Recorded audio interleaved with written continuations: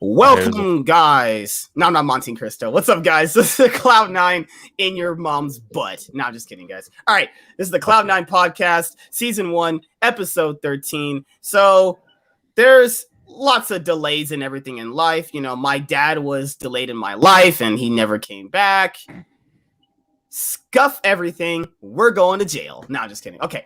I'm just fucking with you guys. This is the Cloud9 podcast, season 1, episode 13. We had an action-packed week for League of Legends for the LCS 2021 Summer Split Week 3, the LEC 2021 Summer Split Week 2. There's been a lot of interesting things going on in a lot of these games. You know, NA looks like what NA usually looks like, which is pretty interesting. Let's be honest here. EU is looking pretty spicy, you know, so far. You know, Astralis played a really close game up against G2. Fnatic ended up going 2-0. TSM and CLG ended up going 3-0. Cloud9 lost every single game this past weekend. It was just, you know, disgusting. Yeah, it was actually just horrendous, this level of gameplay that, you know, we had seen from Cloud9. But how are you guys doing today, actually? Pretty good. How's T-Root doing? T-Root, you there? Or are you dead? Yeah, I'm here. I'm here. There. Okay. Letting y'all talk it out. I'm third wheeling this shit. Third wheeling? Do you need a hug, T-Root, actually? I could hug you in, what's that word? Virtual nothing hugs? but three ways here, man. Oh yeah, you know, I'm good. We cause drama around here too, you know. Like, I heard through the grapevine, you know, that Double Lift, you know, called me out on stream earlier, so I'm gonna be talking shit about that guy, you know, on this stream. Hopefully, it gets through the grapevine of, you know, YouTube League content, right? All right. That's the best way of getting famous, is to basically hope that someone shit talks you, that you can be like, all right, it's go time. Now it's time for cloud chasing. So MSK is Machine Gun Kelly? Oh, yeah. All I gotta go. Is start a diss track about Double Lift, and like I'll make a rap video. I'll make a rap video. I'll get some black girls twerking in the back. I'll get a nice car, drive around like a block. I'll wear like gold chains. I'll wear like sunglasses. It's gonna be a banger. If I ever made a music video and started rapping, it'd be an absolute certified banger, actually. But Track, how did you feel about the LCS 2021 Summer Split Week 2 this past weekend, actually? Oh god, it's painful. It's painful, man. That shit is rough, isn't it? Like I watch Europe or like China or something before, because you know I have zero time with work, so it's just like I'm watching the VODs. And I'm just going through. I'm just like, all right, we got the LCK, we got the LPL, we got Europe, and I'm just going through them. I'm like, yeah, they're ramping up. Like LPL and LCK, like they are just fucking going at it. The world champs lost to one of the lower bracket teams, but it wasn't like, you know, they legitimately got shit on by this other team, and it was just like, yeah, they're kind of trolling, but at the same time, it's like those regions are so fucking competitive. And then I watch NA, and I'm like, it's just so bad. Oh, like that game for TSM versus INT. Oh god! The fact that TSM went 3-0 they went 3-0 this week. I'm pretty sure. Yeah. The fact that they did is just like, I cannot believe that they are still getting away with it. Hooney is legitimately carrying games that he has no right to be carrying, and it's just like, what the fuck? And so finally, now that it's like, rumors are that TL's gonna be benching what is his name? Not Johnson. Jenkins. Jenkins. Thank you. Rumor is that they're going to be benching Jenkins again and bringing back Alfari. Zven's already been locked in for next week. So it's like, all right, okay. Maybe we'll get some actual competitive fucking games in here rather than the clown fucking fiestas that I'm watching, because the fact that even just C9 losing to IMT, fucking embarrassing. That is embarrassing. That is embarrassing. King, at least Jenkins had some like sick outplays in Abadage. Who, by the way, Abadage really good. and 100 Thieves have just been Those- dumpstering. Those EU mids. Yeah. Oh yeah. But dude, even closer. Like Closer's Diana. He had a really good Diana game. Yeah. In that game versus TL. Fuck, man. They It was just so good. It was clean. So like my thing here with because there's a lot of news to discuss, obviously, when we're gonna go through some things, and it's just like the LCS. Like generally, when I'm like going through a lot of the Twitter feed for the LCS after the post games, or man, I'll be honest, you guys, I've been watching League of Legends for like literal years at this point, like too long, right? Literal years, right? And it's been always hell for these post game match breakdowns, so like how like a team will lose and they'll be like, hey, so we lost to X team, GG, well played and shit. The fans, it's always toxic in those threads when the fans of those teams lose all the time, man. And like toxic, I'm saying like lightly, I don't really personally care. For me, I'm not a sensitive person anyway, and we're gonna talk about toxicity because that's been the thing that's been brought up recently in the league community based off the TL versus Alfari versus Jat fiasco, that's been going on and stuff like that. So for me personally, I think, I don't know, it's hard to really explain it and break it down for like a lot of people because like for me personally, I can't speak for everyone. I'm not a sensitive person though, I don't buy into all that like new age bullshit. A lot of people are trying to spout at me. Oh, you gotta always be nice to each other. You always gotta be very like common courteous to each other. Guys, I'm being honest here. You are on the internet. Like, what's wrong with you? Like you guys are on the internet. That's not really going to like, be a factor into like IRL conversations though. So like the average person gonna go, because remember, like, did you guys see that thing with Travis where he was talking about like potentially the LCS owners wanting to remove Academy? Then it was revealed that never was happening and shit. And then like Jacob Wolf came in the Twitter feed and he was like saying Travis has always treated him and his other colleagues bad, right? And then the people under that thread that Jacob Wolf was tweeting, right, under that Travis thing, they were like, you're being unprofessional right now. How's that unprofessional voicing your dislike of someone? Yeah, it's really tough to basically, I'm just going to lay it right out here. The esports scene is fucking immature as shit sometimes. Yeah. Like, there is some definite heated shit that goes down in professional sports. Like, the shit that goes down in sportcasts and around shit like hockey, football, and everything like that. You want to talk rabid fans, tailgate parties. Yeah, I live in Alberta, and so it's a bit rednecked out here, but at the same time, just the sheer amount of competitive shit that goes down when it comes to professional sports is obscene. But the one thing you don't see is fucking trash talking little kiddies and people like calling each other out on social media platforms. That's reserved for like in-person shit. The only time you really hear about like professionals kind of going at it in the actual sports scene is when shit gets leaked. It's usually like some news article or someone from the back room who's like, yo, I heard this, or I got this recording, or here's like some insider information and shit like that. And it's treated as a big deal because it's generally leaked shit that wasn't supposed to get out. Having it this public and just like having feuds on Twitter is fucking pathetic in my mind. Like, you're supposed to be adults. Go talk to each other. Oh, you don't like someone? Well, guess what? I deal with people every single day that I don't like, and you don't see me go into Twitter and be like, I don't like my coworkers. It's like, no, you fucking go talk to them first.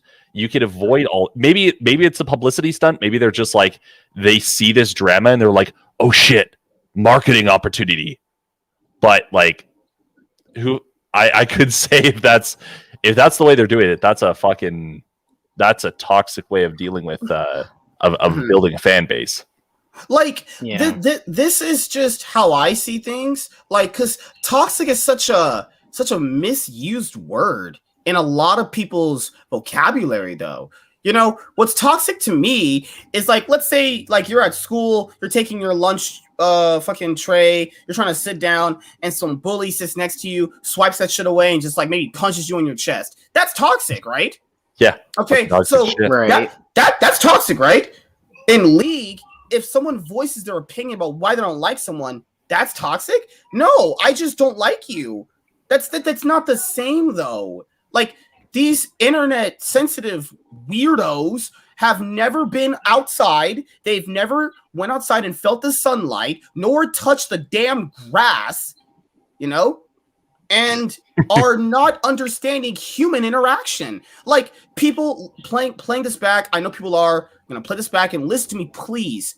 Stop calling someone unprofessional because of them voicing concerns. Because the thing with the world nowadays, you know, is like, hey, tell us how you feel so we can help you and we can make you be a better person. Oh, wait, if you talk about how you really feel, now you're causing drama, you're being unprofessional, now you're toxic. You can't win with some of you people. What do you want? Well, there's a difference between talking to people and talking online. Like, Sure, what yeah. Alfari did is, in my mind, it's not so much that it was communicating to the fans. Yeah. Mm-hmm. It's more the fact that that's the kind of shit that you are talking to another human being about instead of posting it on Twitter. Like, I get it. Maybe he was unhappy or something like that. Maybe he and Jat had already had like a shit ton of conversations, and like this was just the end result of it. Like, Jat was being an asshole or something like that, or there was some behind the scenes shit.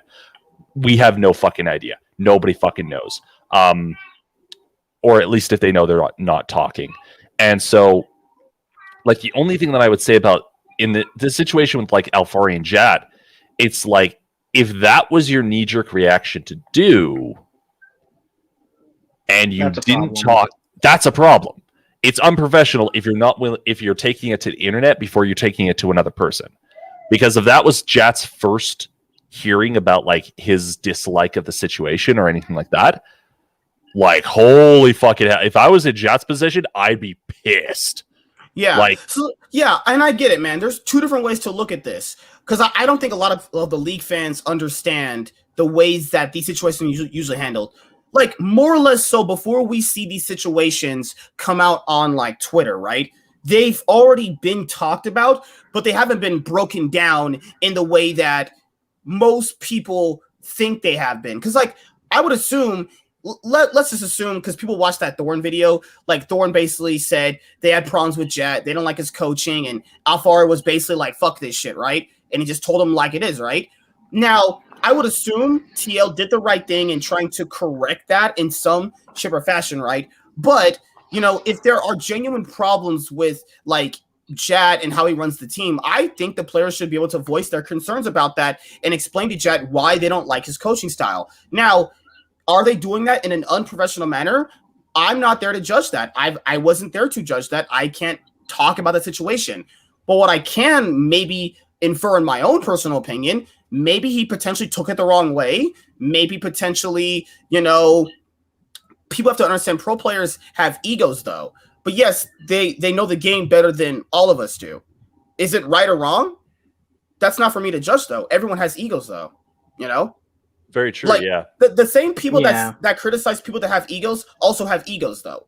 Like, I don't get why people assume these players having egos is so foreign to them. Like, how would I say this, though? It's like, if someone tried to tell me about how to do YouTube, I wouldn't really listen to them. And it's not because I don't think you don't know what you're talking about. You're just not as knowledgeable in the space as I am, you know? Now, if you're giving a general opinion from an outsider point of view, that's different. But that's the thing, is like, I agree. Jat shouldn't have to coddle grown men when he's talking to them. Like, you know, grow up, be a man, all that shit, right? But if they consistently as a unit don't like what he's doing, that's a problem, though, you know? And if Alfari's talking to Jat and going, well, your drafts fucking suck, I could go like, that's not really criticism, though. You got to break down why they suck, though. Because I hate when people go, your fucking draft, this team's draft suck. Can you tell me why this draft sucks? Or you're just being a fucking idiot. Oh, well, it's got like one form of engage in what champion.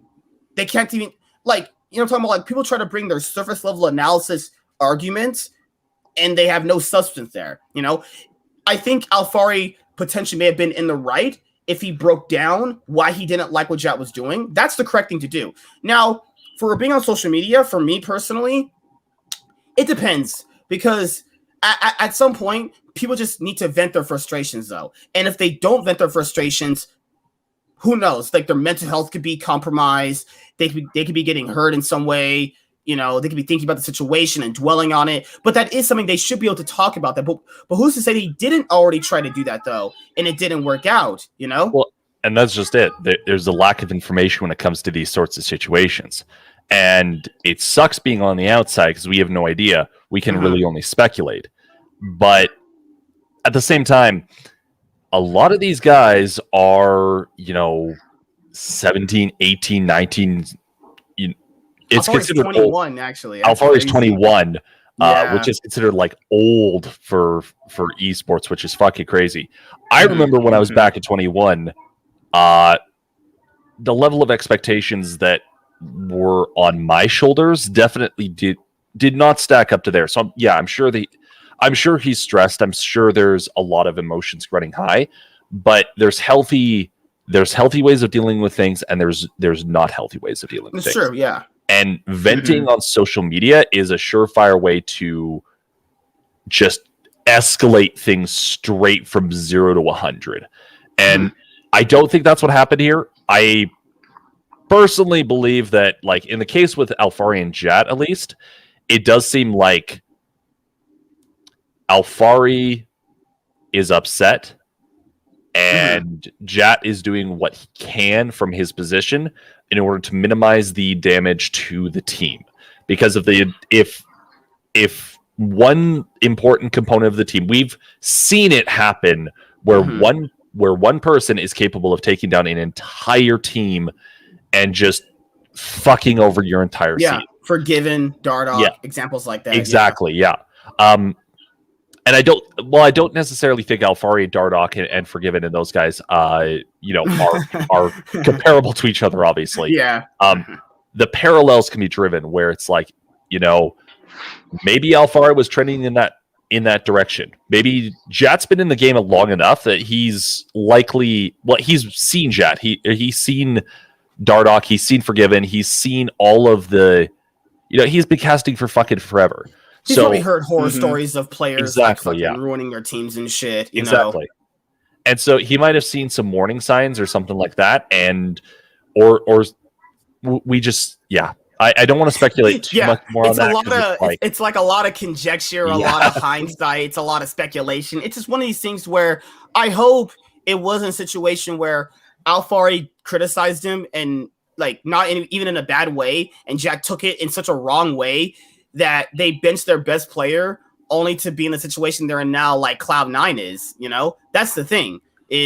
Although aren't we sure that Cloud9 at this point, that Cloud9 is just doing that to try and resell King?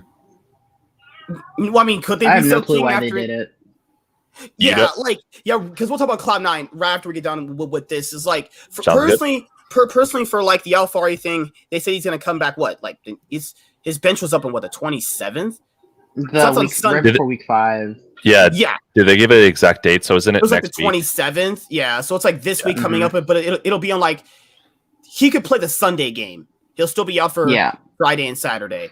And who's to say they play him though? That's the thing though. They picked up another Academy top laner by what you guys told me on Discord. They picked up Dokla, Big Dolks. My boy. So it's like, what do they do now? You have 3 top laners. Alfari, Jenkins, and Dokla. Is Alfari even gonna play? There's no way. Go for it. I was going to say, if you look at the verbiage that TL put out when they brought on Dokla, they're like, we don't think it's fair for Jenkins to scrim with the academy team and the main team while he's on the main team. So they're basically bringing in Dokla to fill in Jenkins' shoes to take some pressure off of him. So maybe they bring, welcome back Alfari with open arms and just kind of keep Dokla kind of as like a third string kind of backup. That's true. But I don't know. I mean, personally speaking, at the end of the day, being a professional athlete is a job. And if you're going to social media to blast your boss or blast your coworkers because you're stressed, get a private account, like get a personal account that's not linked to your job, that's not, TL Alfari. Get like Alfari Live, or get like a personal thing to like vent your frustration, so you're not creating all this shit and being seen as unprofessional. Because I think Alfari kind of effed up here, personally speaking. But that's because he should be held to a level, befitting his job. So I don't really look at them like that. I just look at them as regular dudes, though. Like, these are regular guys at the end of the day, though. They're gonna make mistakes, just the general stuff, right? And it's the thing, though. Like, he probably thought if he didn't put that out there, then nothing gets better. But to be fair, that's one of those double-edged swords, though. Does that make it better? No, but it gives off flame and makes you laugh. Like, is that worth it? I don't know. It's one of these things where, like, if you guys have talked to people that are from Europe, they are generally pretty blunt, but they don't really mean it the way you're taking it. It's just one of these things where, that's what League of Legends is. They're full of toxic people. And, like, dude, people aren't really as toxic as people like to put out there. It's a bunch of, like, sensitive people that like to fucking voice their concerns. Now, as you guys already know, Cloud9 announced that Zven is going to be returning to the main roster for this week of the LCS 2021 Summer Split Week 3. Cloud9 went 0-3 this past weekend. And I saw that last game, and I was like, yep, Zven's coming back. There's no way you lose to your biggest rival TSM and you don't bring back Zven. Now for the Zven situation, okay, guys, oh my God, it breaks, my mind is completely blown. Blabber has ran down almost every game since MSI 2021. He's been running down games during this split too. Cloud9's like, you know what? Zven, you're benched. My mind is blown. My mind is so blown. Someone was like, well, Surenfire is no better. Yeah, but Blabber running down games consistently is? Like, what? You know what I mean? Like, where's the justification in that? I personally believe they should have just benched Blabber. That's what I personally think. I think they should have given time to Surenfire on stage, because like Blabber's not been playing that good this split. Dardoch was like the best jungler in the league before Dignitas decided to bench him too. And then you also have other junglers like Broxa's playing really well, Speaker's playing really well, Closer's playing really well. I don't see the reason they've been like holding on to Blabber this close. I think, my own personal opinion, I personally think that after this year, they're going to get a new jungler at this point, It's tough. Bringing in King exposed a lot of Blabber's current weaknesses, namely that he struggles when playing without essentially all winning lanes, which is something we mostly knew from MSI. But when the team is all together, I struggle to not put Zven Vulcan as a top 3 bot lane, and I struggle to put every single one of their solo lanes as not top 2 material. So there's very few situations where Blabber doesn't have an avenue to play through, or a win condition, or a lane to play through. In the most recent games, what it really exposed is when Perks and Fudge weren't available to hard carry or to play as a win condition for Blabber, they fucking just fall apart. And that's true. Yeah. No shade thrown on King. He's a great talent, and I'm sure a team's going to pay a hefty sum to nick him up from Cloud9. But he ain't no Zven. Yeah. That 0-0-0 score line from the TSM game. I'm just looking at that, and I'm like, yo, King, if you're going to step up, this is your day. Yeah, you saw that game. You got to do something.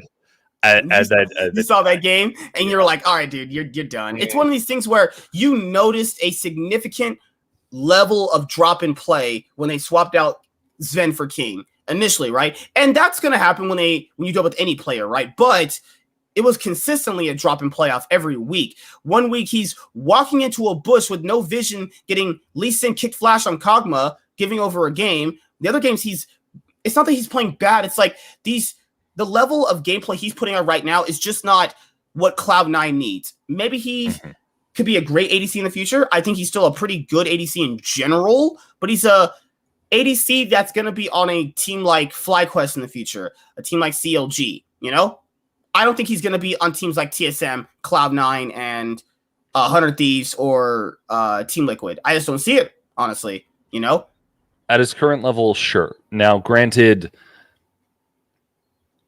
I don't really want to put King on blast because, frankly speaking, coming straight from Oceanic and Academy, he did totally fine. Mm-hmm. Yeah, they lost every single game, but honestly, I would chalk it up a lot more to outside factors. My main concern is just the fact that he wasn't able to step up when they needed him. And Zven has consistently shown that at the end of the day, if Perks, if Fudge, if Blabber, if Vulcan, if everyone is basically just like, we can't do anything, we're fucked. At the bare minimum, Zven is able to put on his big carry pants and be like, all right, guys, jump in the backpack, we're going in. It's one of these things where, like, Perks also has been having issues too, you know? Like, just don't play Renekton mid. If you know he even admitted on Twitter he's not been playing it that well, then don't play it then. It's you can't be good at everything, buddy. Like, you're great. Everyone knows you're a good player, but even the greatest players on this earth aren't great at everything, you know? But then what if the meta doesn't change? That's what if that remains? Sure, it always changes. Yeah. But like, what happens if we're in a situation where Renekton is still a top 3, top 5 flex pick? I think for the team, they're going to have to eventually end up finding counters for that. That's what you have to end up doing. They're going to have to find other picks to put in mid lane, or they're going to have to put him on control mages more often, though. That's the thing. Or he pulls a faker and Renekton becomes a really viable pick for him. Like, so what do you think? Like, can Cloud9... I mean, I think they can bounce back, you know? Oh, easily. Yeah. But it's the thing where, like, even them switching out Kings for Zven didn't make sense. Because, like, I'm not trying to rag on Blabber here, but he's not been playing good since MSI. Like, I'm not saying he's bad, but, like, he's definitely not the player that people keep making him out to be. He's like one of the few aggressive junglers in NA, and he gets praised for that, right? But then no one likes to like say or talk about when he does bad, which is really crazy. But they're more than happy to talk about when other players play bad or miss a skill shot or do whatever. Blabber's been really, really like insignificant in a lot of their victories, though. He's been getting gapped in a lot of his jungle matches. His pathing has been kind of suspect. He's been losing to junglers you know he's better than, like Spica, a player like him. You know, I don't really know what's going on. Maybe it's a mental blocker boom he's going through. Maybe it's fatigue from MSI because, you know, like pretty much outside of King, all the players on Cloud9, even playing this week, went to MSI. They've been playing since the lock-in tournament. Because factor in now that the LCS is going to have like lock-in tournaments or the Kespa Cup tournament moving forward now, that's even more games you're going to play. Because even by the lock-in tournament standards, dude, they played pretty much a whole season during that, you know? So he played lock-in tournament, the whole 2021 LCS Spring Split, playoffs for the LCS 2021 Spring Split playoffs, MSI 2021, and so far Summer Split. Then they're going to play Worlds 2021. That is potentially Worlds if they make it. That is a fucking huge number of games. Yeah. It's, I scrims as well. I would personally agree that, yeah, there's probably a little bit of fatigue kind of pumping in there, at least a little bit. It's, I'm also going to say this. This is reading pretty heavily into shit. Okay. But they just came back from MSI where they were scrimming against the best of the best, where they were playing against teams who you couldn't fuck up against. And when you did, it was basically over. Like, you had to pray for a miracle, and it was a 99% chance that miracle wasn't coming. And so there is also the possibility that this team is I don't want to use the word bored, but at least from a competitive standpoint, they are feeling like they're not being challenged. Yeah. Because you see a lot of, I'm going to just call it lazy play because I feel like that's the best description. There's probably a better word for it, but there was a lot of moments in the last games where I watched Perks and I watched Blabber and I watched Fudge. King, not so much. King just made, in my opinion, I don't want to say rookie mistakes, but he made the kind of mistakes that you would expect an academy player transitioning to the LCS to make. Missing calls or not being 100% on the same board as the team, shit like that.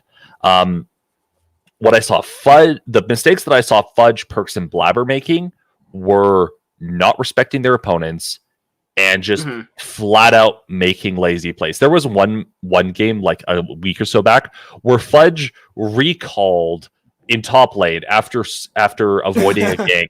He recalled in what he knew was a warded tri-bush, just like, I don't care, guys, I'm recalling. Fuck you. And it was just, but it's stuff like that where I'm just like, do they care? Like, is this, or have we reached the point where they're just like, oh my God, guys, like, we know how to beat these teams. We know how to win against these teams.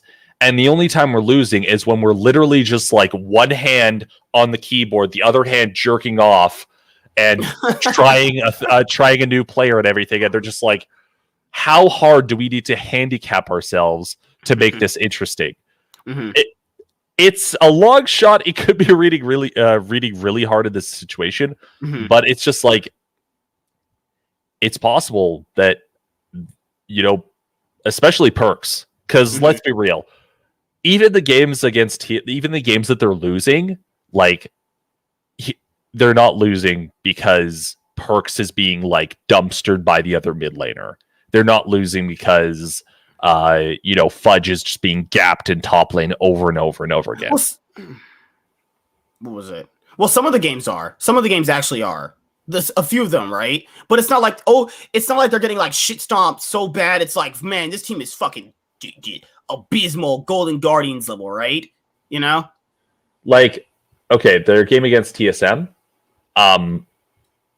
If you, that was an interesting game. I'll say it was an interesting game. So you look at the individual lanes, and it was basically just TSM was able to play as a team. Huni just popped in, was able to make a big fucking difference in mid lane and let's talk about the TSM game. Yeah. Go there. So was that Power of Evil outplaying Perks? No, it was TSM outplaying Cloud9. And so I guess a better way of putting it is I don't think it's on the individual. I think it's just as a team, they're not mentally in these games. They're not. The competitive fire is just not there. They're not dialed into the point where it's like, we need to be taking these games. We got to fuck these other teams up. We got to put our stamp of approval. We need everyone to be wearing a C9 brand by the end of it because we've just shoved it. Like the fact that we're the best so far up everyone's like. This is what I was going to say about that Cloud9 game against TSM, because this is the reason why I think they've been just playing a little bit worse. Because so right here, as you guys see when I play this, right? So Fudge is playing Jace. Huni is playing Lee Sin. So the casters are like, okay, well, if you get a one-on-one trade here, that's really bad for Huni because you have all that CS right there that's going to be lost. And obviously, Fudge is playing Jace, so he's going to be able to shove him in more. No, that's the wrong way of looking at it. He's playing Jace. If he dies there, he doesn't get to obviously get more tower plates, And he also gets to farm the wave coming up. So look at it this way. When you're playing Jace, you need to maximize your potential of always shoving down your opponent and beating them no matter what, and making sure their lane is a living hell, right? So if Fudge, which he did, since Fudge dies right there, he himself loses more than Huni. It doesn't matter if he's down in CS. Lee Sin is much more effective in team fights than Jace is. Jace has to poke from afar. Yeah, he can do into the skies and go in, but that's when you're committing to obviously killing. That's when the fight's pretty much over, right? Huni, later on, as the game was actually going on, was way more effective than Fudge. Fudge actually ended up going 0-5 during that game and had no impact on his Jace. I disagreed heavily when the casters were like, oh, yes, it's going to hurt Huni so much more. No, it's not.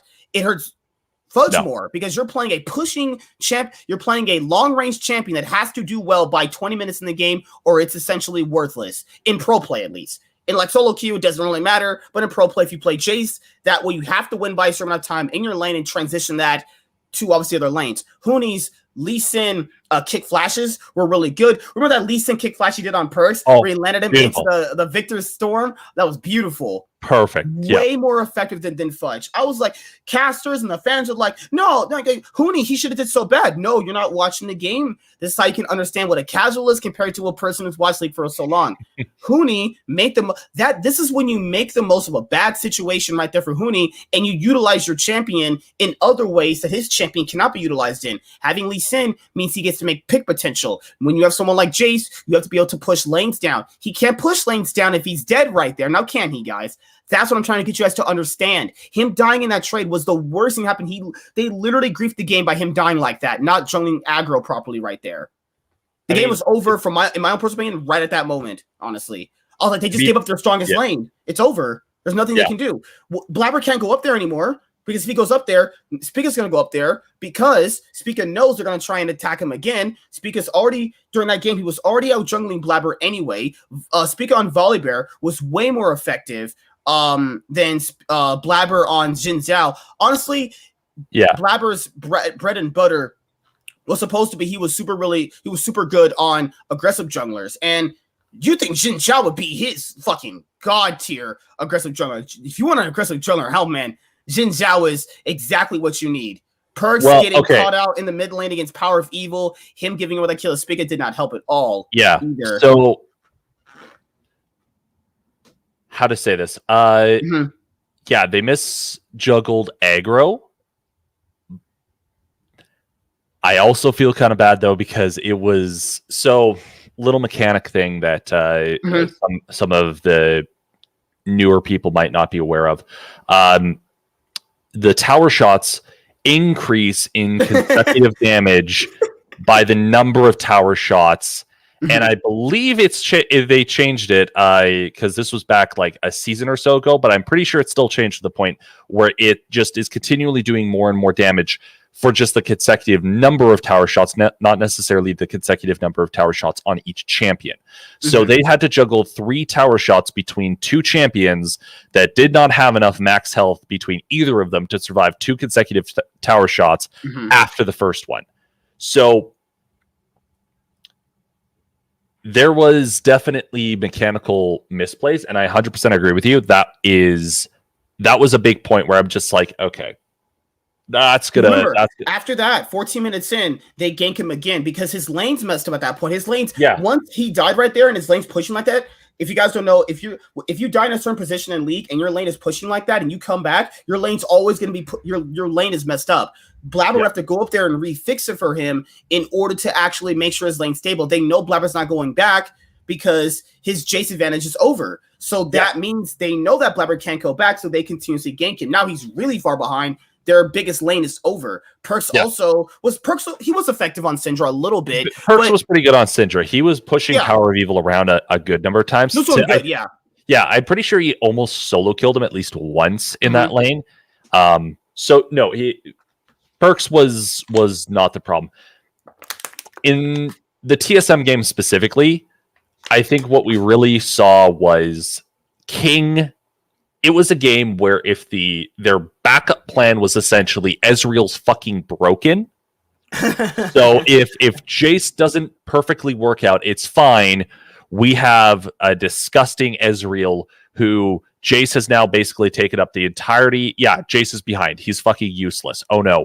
We have a Ezreal who's been left to free farm. But of course, TSM also has Kog'Maw. So it was a really rough draft from Cloud9 that they had a chance to win, but their execution and their win conditions were a hell of a lot harder to execute on than TSM.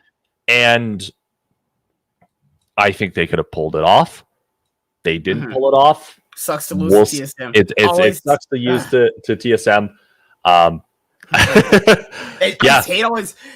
It's a rivalry thing, guys. This is the best rivalry in the LCS that's ever been here, and it always sucks to lose to TSM. Yeah, I'm gonna talk about that replay files the LCS did when they completely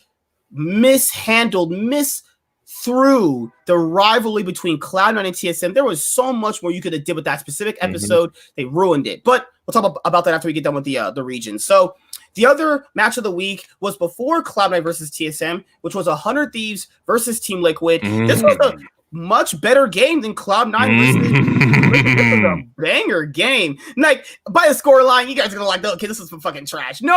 Actually watch it early. No. It's actually really exciting, though. I'll give it that. 100 off, man. 100 Thieves, like they earned their names. They earned their names taking that game. Actually, no, I won't even say that because that implies they stole the win. They didn't fucking steal the win. They fucking hearts. Dude, they were so fucking good. Even in the bot lane, FBI. Like, I thought FBI was going to be a top 5 ADC at best. And then, he's on a good team. He can play support from behind, and he could just whatever closer and whatever the Abadage and whatever their solo lanes are doing it good on. FBI has shown he can follow up on that shit. It's going to be perfect. What did they put in the fucking Cheerios? Because suddenly Huhi and FBI are like, hey, tactical. Hey, 1v1 me. 2v2 has not been playing good display. Yeah. Because we'll talk about TL during this game, and we'll talk about them more extensively in just a second. So, 100 Thieves, they drafted in this game Lee Sin, Diana, Renekton, Vayne, and Set. Huhi on Set. I was like, okay, that's probably a lot. You just gave him one of his best support champions right there. And I'm saying this too. I'm making a bold call right now. 100 Thieves is going to be in the finals of the LCS 2021 Summer Split. They're going to be in the finals against X Team. X Team will be there, but 100 Thieves, I think they'll make the finals. I think this is a team that we could potentially see there. This is the 100 Thieves that continues to play for the rest of the season. Yeah, I could definitely see that. Yes. This was the team fight that really broke the game out, because I think one person was missing on the mini map. If you really look at it, I think Jensen wasn't there. No, he TP'd. Someone wasn't there on the side. Oh, Abadage wasn't there because he didn't have TP. Jenkins was doing really well in the 1v1 against him. Closer gets his triple kill, and then TL actually won this fight. I was like, oh, this is going to be one of those banger games right here where teams just going back and forth and the fights are just so close. No. TL got like the back end of this fight. Closer was just a fucking monster on Diana. I did not expect that. I thought it was just like, okay, they're going to catch him off guard. They're going to get the mechanics a couple of times, but no. That was really good right there too. That kick flash where it threw him back. I was like, well, I don't know why he jumped into that. This was Abadage's worst game so far. I don't know why he just jumped into that. He had a bad game against Jenkins, but even though Abadage didn't have like the 1v9 game, it was the fact that 100 Thieves as a total, as an entire unit, even without Abadage, were capable of just taking it to 100 to TL. Like this. Oh my god. This was so good. Oh my god. So good. The Hex hit and then using the backstep to bait the TL forward so that he could ult and pull them in was just Closer, man. Closer, hey, Cloud9 might need a new jungler, Yeah. But Closer's got a reputation for being a two-season champion, so we'll see. We'll see where it goes. But 100 Thieves has been looking a whole lot better with their acquisition of Abadage in the mid lane. They played really well up against Team Liquid. And now Team Liquid, my issue here is the same thing we talked about earlier with Alphari and Team Liquid is, like, unlike King, who wasn't really impactful in any of Cloud9's wins, Jenkins has actually been pretty impactful in some of their wins, though. But it has been on Akali, pretty broken champion, right? But he has been really key in their wins, though. So right now, do you switch him out when he's having pop-off performances like this, though? Yeah, yes, you do. Because Jenkins is still new and he's going to get exploited to fuck. Right now, I've always stated that the reason Cloud9 benched Zven wasn't because Zven skill level, or skill level or anything. There might have been something extra going on behind the scenes. Like Zven might have just been like, "Yo, I know you guys are looking to like get the academy players some scrim time or some LCS time because you know that's what Cloud9 does. They resell players for an insane amount of money. Yeah, Cloud9, more like Cloud9K. Woo! Oh my god. But so King, it kind of made sense in my mind that you know they come back, give the team a little bit of fresh face, some young blood to pump them up or something like that. The first few games of the split, I'm not going to say they don't matter, but they don't matter as much because when you get into dog days, when you have to start really focusing on qualifying and everything, you want your best team forward. And so it doesn't surprise me that I was thinking they were going to swap out Blabber for someone. But yeah, again, maybe there was something where Zven personally had some issues or wanted to take a small break or something like that. Maybe they fucking flipped a coin for it, you know, like just brought in Blabber and Zven was like, all right, both of you requested a little bit of a breather. We're gonna flip heads or tails to see which one of you gets the break. Fuck if I know. But even for like Team Liquid, dude, Jensen has not looked that good most of the year outside of they need that star power, man. Yeah, they need that. Like, I like Jenkins. I liked what he showed for Team Liquid, though. I think he had some nice pop-off performances, but Alfari is just too good not to play. Like, Santorin has... I knew this going into this year. He wasn't going to be what this team needed, though. He was going to be a facilitating jungler. That's all he is. I knew going in he wasn't going to be he's not the X factor they need. He's literally not. No, you said it. I said it. Like two other people on the show. I'm pretty sure Blue said it. It was just like, everyone knew that Santorin was not going to be the X factor. He was going to be the facilitator. And now you've got a player, a top laner, your star power, who is, you're paying them $1 million a year, is I believe what their the estimated contract worth of Alfari is, to sit around and twiddle his thumbs. No. It's just no.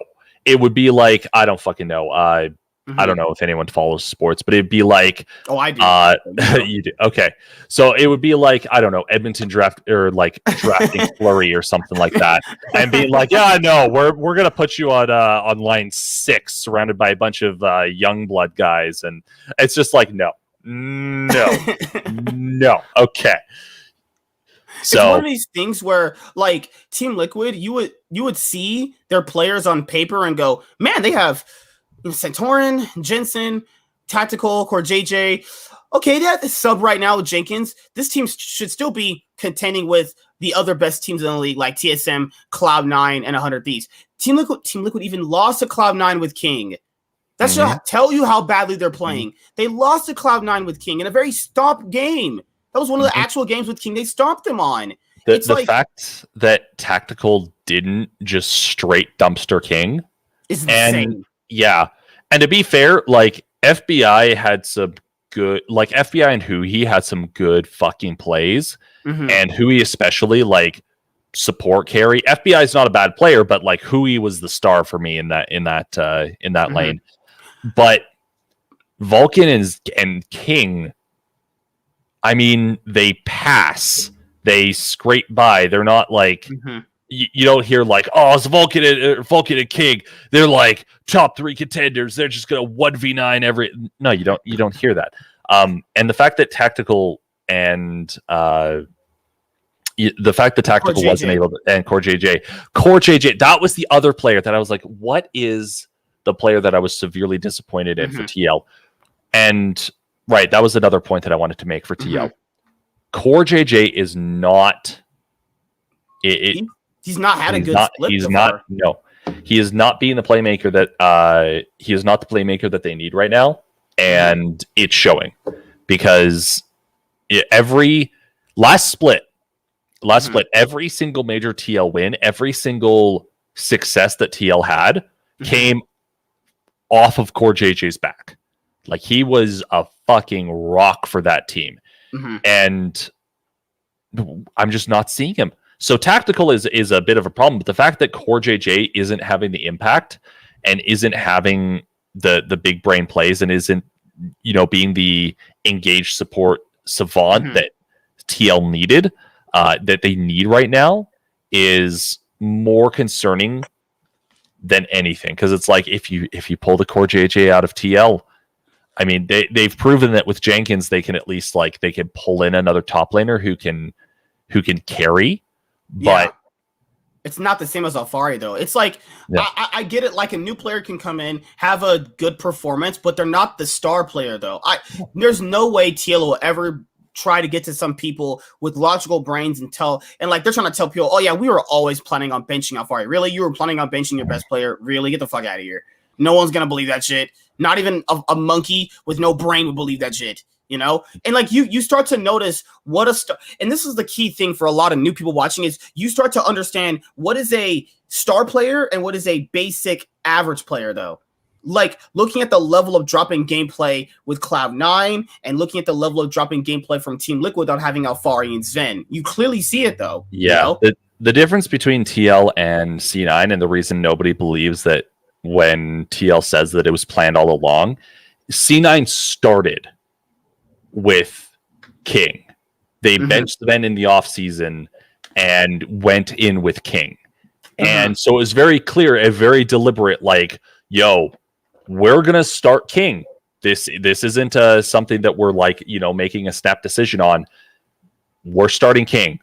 And versus TL, I mean, after a couple of games, they were like, it was our plan. We were going to play Alfari for a few games. And then really? You were going to, really? You were planning on benching the guy you almost won a championship with? Really? Really? It was our plan all along. Trust me. Oh, yeah, actually,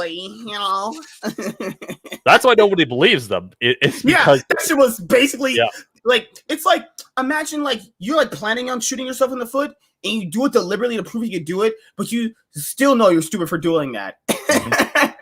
But other than Team Liquid and their bad, horrible split so far, even Cloud9, man, and looking at their players, dude, I don't think I can put any of the Cloud9 players in an all-pro teams, maybe even by the end of the split, man. It's looking kind of rough here for some Team Liquid and Cloud9. I have... Well, you have the faith. I have faith. I have the faith. C9 fan, the C9 fan cast. Who would have known that we're Cloud9 fans? Oh man, shocking. I have that name here for Cloud. That's all it's for. Fair. So yeah, they'll turn it around. And to be fair, I do think these teams will be top 4. I do think that they can turn it around for Cloud9 and Team Liquid. But right now, as you guys already know, I like to talk about these things when they're happening because, we could say, they'll turn it around. I mean, but I don't bank on hindsight. That's literally banking on the future. I mean, we're saying maybe they can, but it's like the thing with Fudge, right? People are like, well, he was going to get better. I mean, what are you talking about? But I have to judge his play right now, though. I have to judge he's doing what he's giving me right now. I can't bank on, he'll get better in the future, so that'll excuse all of his bad performances he's had right now. No, what the fuck? That's never happened with any player ever. Yeah, so the only thing I can say is we'll know after the first 2 games if there is something more that we need to be worried about. Because if Zven comes back in and Cloud9 doesn't pull a 180, if suddenly they aren't the team that we remember at MSI, at that point, I think we can confidently go, okay, there's a little more to this than just we brought in a new player. And the last 2 teams to talk about, the last 2 teams to really go over the top teams is TSM. They played pretty good this past week, and the only really suspect game from TSM was their Immortals game. that's the only really problem with their gameplay this past week. They've been a team that's been ramping up and getting better, because like the only other team after them to talk about is like CLG. I like when an underdog team like them pulls out champions like Kled and Vi. I love that shit. It gives me this reassurance that, okay, they realize this. They know they're not good, so they have to try something different to win. I'll always respect that. I'll always respect that. It shows innovation, and maybe them pulling out champions like that makes other people and these other top teams we have pull out these champions as well. The 1v1s between Finn and Impact, I don't care if you like CLG at all. The 1v1s between Kled and Lee Sin from Impact and Finn were fucking amazing to watch. That shit was beautiful, how Impact thought he was going to win that other one and he died. And after that, he fucking gave over the laning phase to Kled. Because like, as we said before with Fudge and Jace, the same thing happened with Kled and Finn. Kled has to be ahead in the lane. Like, he's not a champion you just like lose on and you can do well in team fights. No, he's a split pushing champion like Yorick, and you have to win your lane. That's what he is. Now the flip side of that is I will say this. I think the reason that the IMT strategy won was because nobody fucking plays against Kled. Like, CLG. Yeah. So yeah, in theory, comps are the same, but everyone, I feel like drafting Jace at this point is basically drafting in the vague hope that you'll be the one team to pull it off and change Jace's statistical value forever. Because Jesus Christ, just teams stop fucking picking Jace. Dude, that's the same way I feel with Karma too. I see teams picking Karma like you lost. You pick Karma, you lose. Because I know NA teams aren't going to break Karma the way LS and like people talk about it like that. And even then, like, there was I can't remember who it was, but there was like someone who was a fucking god on Jace because of one game. Actually, I think it was Domwan drafted Jace mid in the last game, and they were like, oh, it's because he's a god. Like, there was this one game, one time where he was just like, he got ahead and he was hitting shock blast and he just, it was fucking over. He was amazing. And I'm just sitting there like, okay, so the one game out of how many Jace games have been lost? What's that? It's like 1 in 50? Anecdotal evidence? Oh no.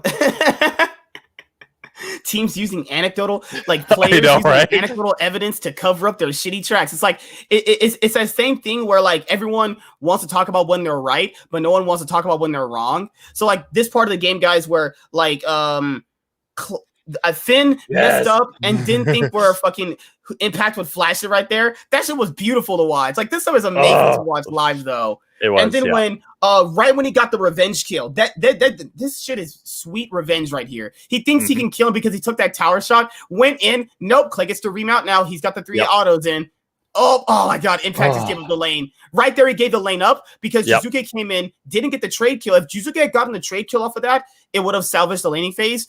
Pobelter comes in, flashes in, and does the taunt, and then, yep, he's dead. This game's over. There, Jizuke literally flipped the game when he didn't need to. Why did he go up top lane? You know what's really frustrating about all of this?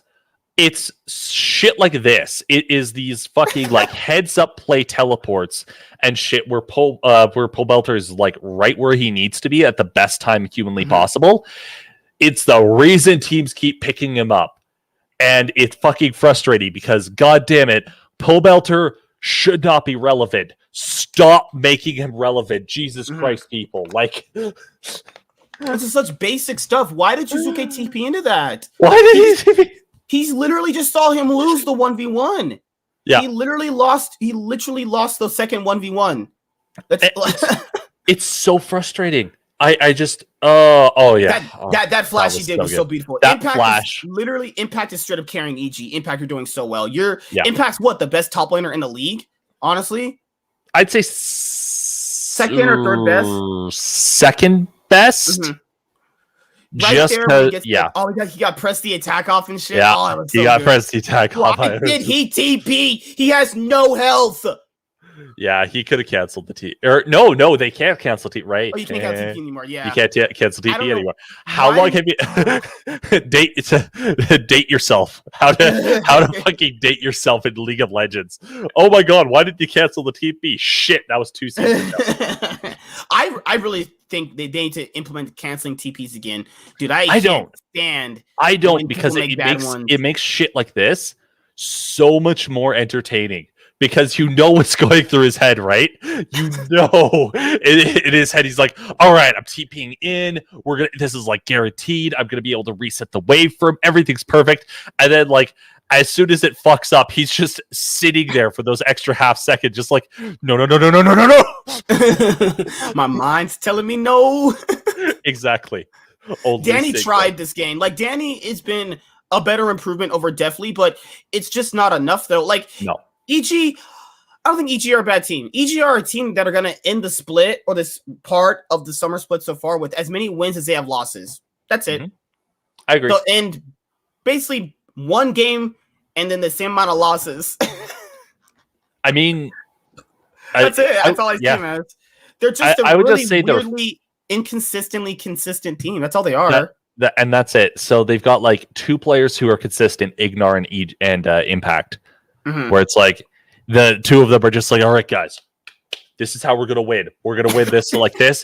We got a plan. We're gonna execute it perfect. And then you've got Jizuke and Sven Scared, who are just like fucking Chad sunglasses, just like, all right, boys, dude, we're going in. Scaring us played so bad, and he played pretty well last split, considering EG was a dumpster fire team last split. Yeah, like. But that's pretty much it for this week of the LCS 2021 Summer Split. I want to give credit to Broxa. He played really well on the Vibe pick. I'm glad a team like CLG can pull out these picks and show that you can play these off picks and they still can have usefulness in the competitive meta. Now we're going to move on to Europe, guys. Fnatic ended up going 2-0.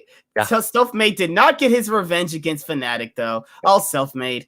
But, dude, I don't know if you saw on Twitter, every reason wrong with the world is because of Selfmade. I thought that was funny as fuck. That was fucking amazing. I love it. It's just like Selfmade was the reason for coronavirus. That was like, I was just like, oh, how I started watching this. I was like, there's no way they're gonna go that deep or they're gonna be that dark. And then it's just like, right, okay.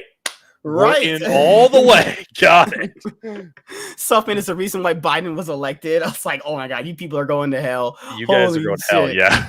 Straight to hell. Now, though, this week shows me that teams in the LEC, even the bottom tier teams can compete against the top tier teams. Like even a player like Dan, a player that people like just write off no matter what. Dan had a really good week. Like, Dan had a great week on Excel. That Jin Zhao, that Volibear performance that he had was really good. It's just that, well, he's on Excel. You know, at that point, when you're named after a Microsoft product, I mean, it's what do you expect? Oh my god! So the match of the week here, because I already broke down the LEC.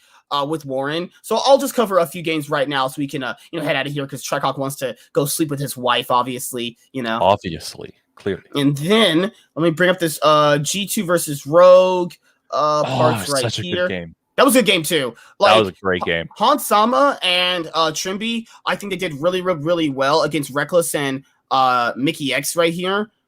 And I think a lot of people are just going to say, oh yeah, Rogue beating G2. Isn't that like classic? If you don't watch the game, then sure, I guess, let me pause it right about here. Okay. So the 2 most interesting games to me for this past weekend for the LEC 2021 Summer Split Week 2 was when you had Team Vitality taking on Fnatic. Obviously, Selfmade wants to get his revenge on Fnatic. He obviously left his team. Adam has played really well. Adam is so good. Please keep this guy in the top lane. Yeah. Adam, oh my god. I'm sorry. What did I fucking say? Everyone was like, oh my god, Adam. And I'm like, guys, have you fucking seen him? He's a god. Like, he's a mechanical monster. What? It's so frustrating. He's like, I feel vindicated. I feel vindicated. But it's so true. And okay, I'm just gonna say this is pure inting right here. This is literally pure inting. No, pure, please leave. Selfmade, no, please, no, mercy. Selfmade's got like the blood in his eyes. He's just like, I got this, guys. 1v3, Rumble's OP, and then no, game's over at this point. Right when they all died right there, the game is over. Done. GG. It's over. You can't be Rumble, and your early game effect is going down bot lane and griefing level 5. Not what you need to be doing there, buddy. Yeah, you can't give Kindred 2 kills, and you can't give upsets Kindred 2 kills and expect it to be like, Callista 2 kills and expect it to be okay. You can't just be like, it's fine, everything's fine. No, everything's not fine. The house is on fire. Yeah, at this point, you're not going to get any objectives. You're forever going to just be waiting in a bush to die instantly to Akali and to Bwepo. And yeah, it just went from bad to worse. Dude, they have no damage here. This composition sucks too. Renekton, Rumble, Yon, Ezreal, and Leona versus Olaf, Rumble, and Olaf, Viego, Akali, Callista, and Braum, right? Like, even if SLT, he was doing fine in the Renekton against Adam's Olaf, but it doesn't matter. His team was way too far behind. Dude, they had like a 15,000. Dude, they had a 5,000 gold lead, I think like almost 15 minutes into the game. Yeah, right here. Yeah. Your game's done. Sorry, Selfmade. And it's the thing with Team Vitality, dude. It's like they changed out their mid, jungle, and top laner, though. They're already like on a back foot in terms of synergy compared to other teams, though. Why is he face checking this with no vision? Why? Mercy, please. I honestly, watching this game, it was just so fun to see Fnatic just shit at the fan and just die consistently. Fnatic was just having way too much fun in this game. After the failed dive down bot, after Selfmade kind of just fucked up, I feel like Fnatic was just like, all right, we got this. Let's just... You know they were going like, yeah, fuck Selfmade. We stuck it to him for leaving Fnatic, you know? Yeah. No, totally. Adam's Olaf is also... I know Olaf isn't exactly met. Oh my god, that Rumble up. That was so bad. That was Selfmade's Rumble ults at least hit people though. So like he at least has that on Santorian.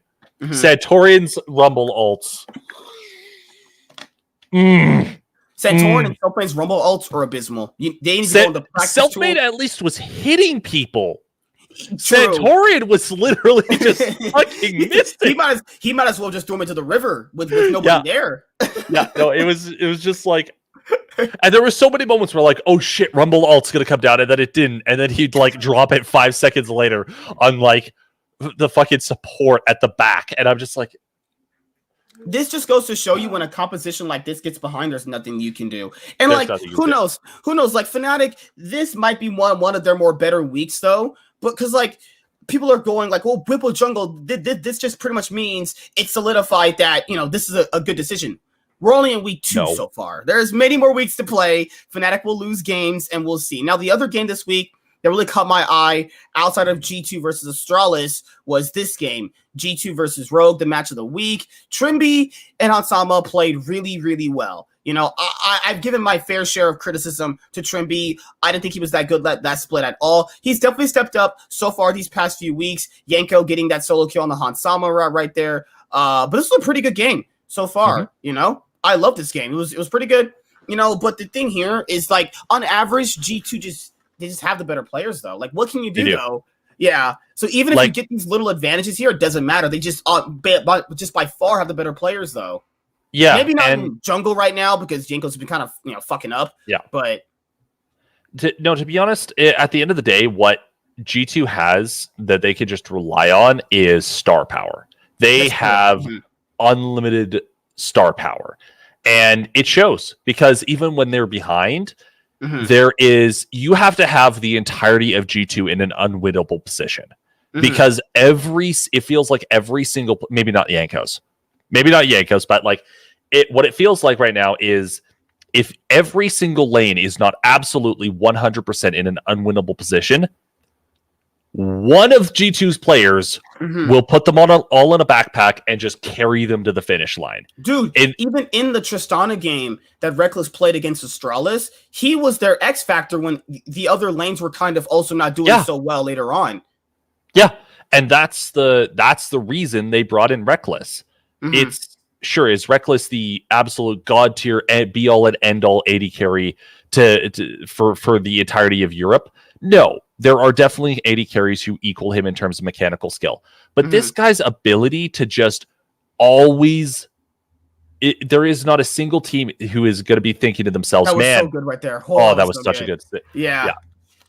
There's not a single team that's going to be like, man, Reckless, there's no way he could carry a game, right?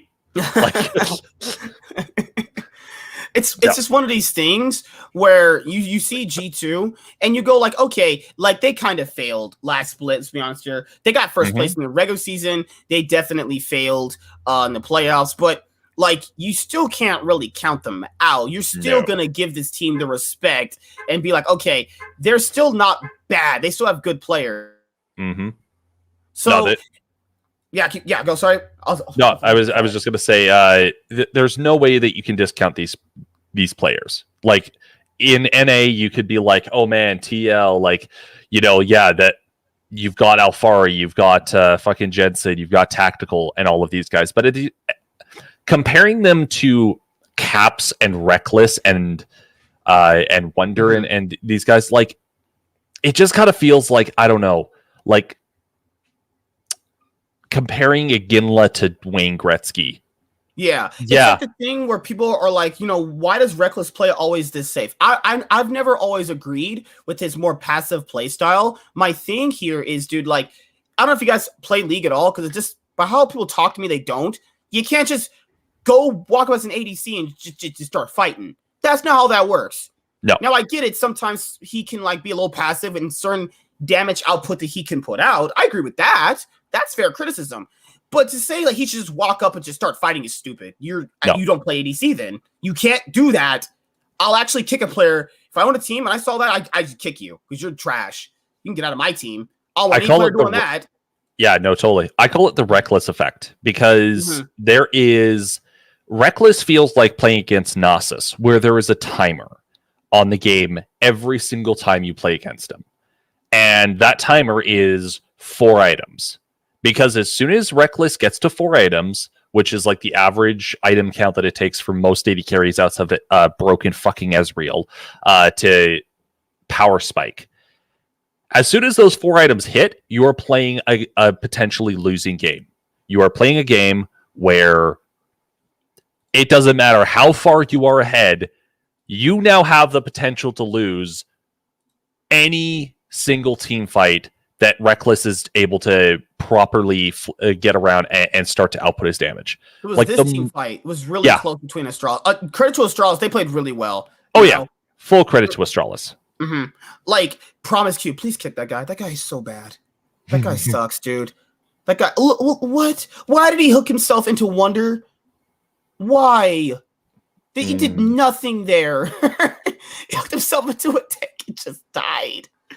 Oh my god. Zanzara's like, Rumble Ultimate is way too soon. They could actually win this fight. Zanzara's Rumble Ultimate is way, way too soon. If you go back and look right here, his Rumble Ultimate is too soon. If he just holds it just a little bit longer, he would have had it to place right here where they're all going to come into this choke point, and they would have won the fight though. They misplaced their ultimate and CC too quick.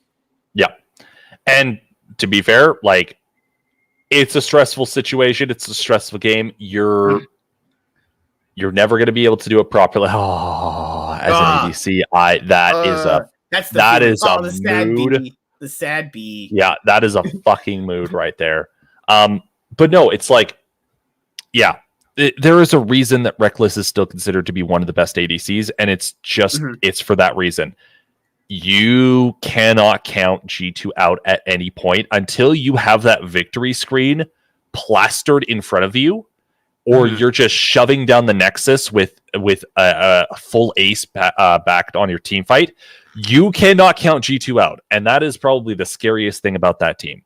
When you compare them to like the super teams, quote unquote super teams in NA, like the Cloud9s and the TLs, there is no team in North America that has the same kind of feeling, where it does not matter how fucking stompy the game is, there's just this pressure with G2 that I can't properly put it into words, but no NA team is able to, it has the same kind of pressure. And Astralis, they played phenomenally well, but they felt exactly what happens when Reckless gets unlocked, and there's no way around it. Reckless can absolutely 1v9 and take over a game. ZX says, so is Fnatic shit now? No, they actually had a really good, they've had a pretty solid, good 2 weeks so far, but I don't want to just say certain things about them so far. I don't want to talk about them so far, like in a true in-depth way, because like the Whipple jungle swap, I want to give about 1 more week, and like after pretty much about week 3 or 4, we'll kind of see what team they are. Though I do think Nisqy, Upset, they played good. So Adam, Nisqy, and Upset have played great so far. Nisqy has really like stepped it up so far. Like he's not the take over the game 1v9 player, but he's been not the losing lane player that a lot of people have been associating him with, though. Hylissang is still Hylissang relatively, and Whipple jungle, I want to see more of it though. And then this is the last thing we're gonna do before we head out of here. We do our predictions here. As you guys know, we're gonna be in week 5 of the LCS 2021. Week 5 of the LCS 2021 summer split, right? Is it week 5 or week 4? Pretty sure it's week 5. Pretty sure it's week 5, yeah. Yeah. I think it's week 5. Unless I'm tripping. That should be week 5, because week 4. It's the 27th. Week 4. We're in week 4. You're right. Yeah. There you go. I'm already thinking. Damn, you're getting old, man. Yeah, you're getting old, dude.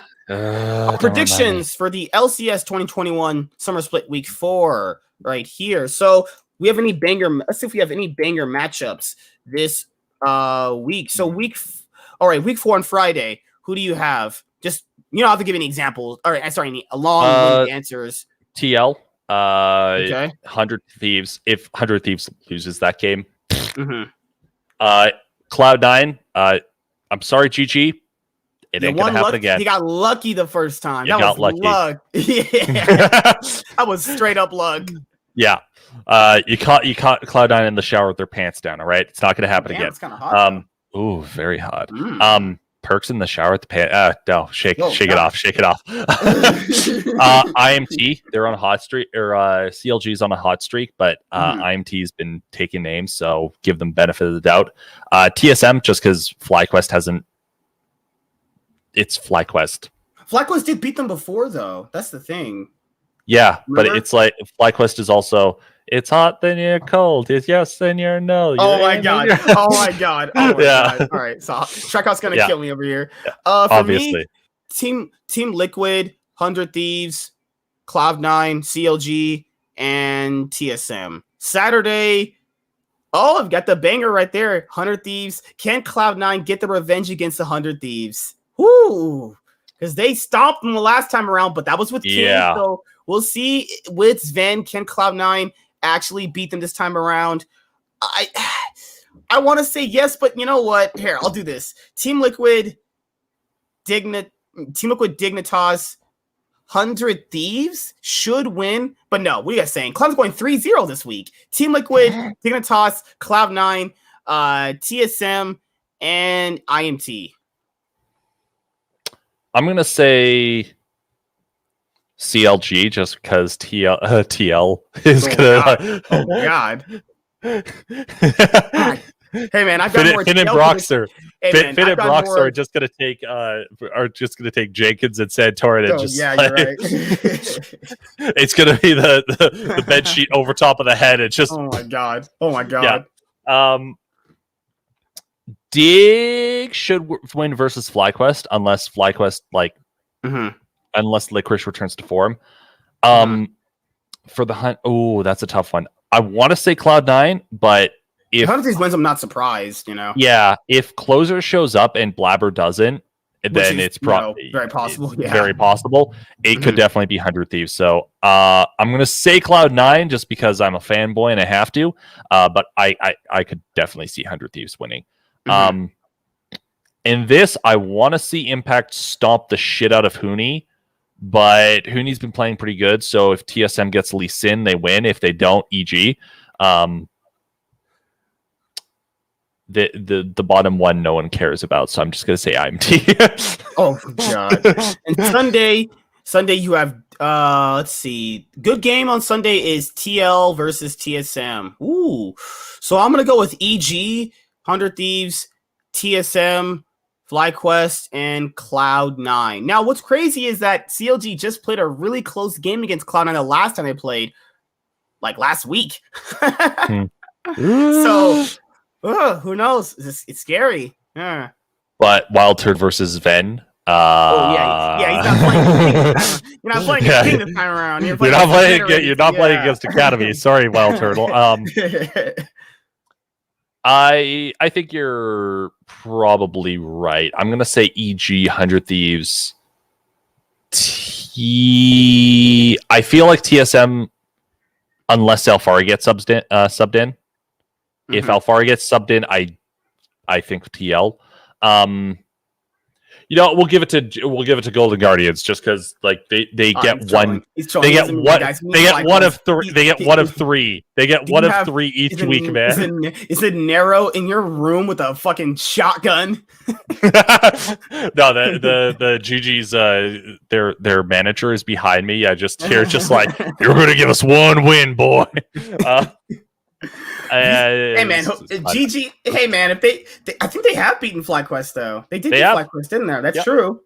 So you're saying Golden Guardians? Yeah. Oh god, the dreaded Golden Guardians prediction. Well, they're gonna get shit on by IMT and Cloud9 first, so they're gonna be like, So it's gonna be like a dumpster fire followed by a trash bin fire, and then FlyQuest is gonna see like just these like shirtless like homeless guys who are just like hungry for a fucking sandwich. And that the GG's just gonna stomp them. Clearly, that's my theory. You know what? If CLG pick Kled and Vi, Golden Guardians pick Janna mid with Cleanse and Ignite, and we'll see how far that gets you. You know, that'd be fucking hilarious. That'd be amazing. Could you imagine, like, I don't know, like Camille, like Cloud9 versus CLG, like Fudge takes Camille, and they just like go back and forth. It's like Kled, Camille, fucking like Gragas in the jungle versus like some shit. All right. Yeah. And that's pretty much it. We had a pretty good show today. Sorry guys, the show's times have been changing. I've been so busy lately. You know, some other people have been busy. So just, wait. The shows are usually going to be between Monday through Wednesday. I'm going to try and maybe squeeze them in on Monday now, but give or take, I'm so busy with like work and my other YouTube channel that I run and this one as well. So, but most likely these episodes will be out before like at latest Wednesday, earliest Monday, give or take, right? Oh, at least I can say that for you guys. Anything you want to say, man, before we close out of this actually? Nah, thanks for having me as usual. And we'll catch up at some point. See you guys later. Like, comment, subscribe, most of all enjoy. I'm the Nightwing. Way of Life Esports is signing out, guys. Have a good day. See you next time. Peace. We're out of here.